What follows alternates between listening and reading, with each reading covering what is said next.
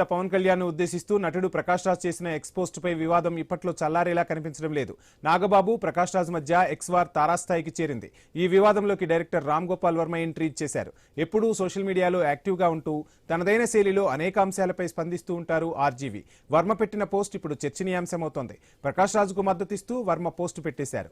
ప్రజాస్వామ్యంలో సమస్యలు తీరుస్తాడని, ప్రజలు ఒక నాయకుడికి బాధ్యతాయుతమైన పదవిని ఇస్తారని వర్మ అన్నారు. అంతేకాని అతనికేమీ రాజుగా పట్టాభిషేకం చేయలేదని పేర్కొన్నారు.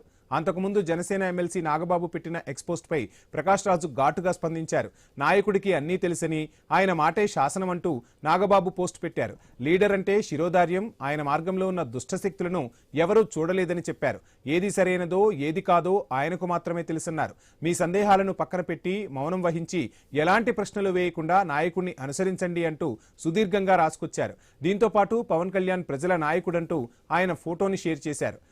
నాగబాబు పోస్టుపై ప్రకాష్ రాజు ఘాటుగా స్పందించారు. మీ సందేహాలను పక్కన పెట్టండి అంటూ విమర్శలు చేశారు. ప్రశ్నలు వేయకుండా మౌనంగా నాయకుడిని అనుసరించండి అనడంలో మీ ఉద్దేశం ఏమిటంటూ ప్రశ్నలు గుప్పించారు. తాము గొర్రెలం కాదన్నారు. ఈ బెదిరింపు వద్దు అంటూ నాగబాబు పేరును ప్రస్తావించారు. ప్రశ్నించడం తమ హక్కు అన్నారు. ఏ నాయకుడైనా తానే నాయకుడిని అనుకున్నవాడైనా సమాధానం ఇవ్వాల్సిన బాధ్యత ఉంటుందని నొక్కి చెప్పారు. అర్థమైందా అంటూ తన పోస్టులో పేర్కొన్నారు. దీనిపై రామ్ గోపాల్ వర్మ సానుకూలంగా స్పందించడం చర్చకు దారితీసింది.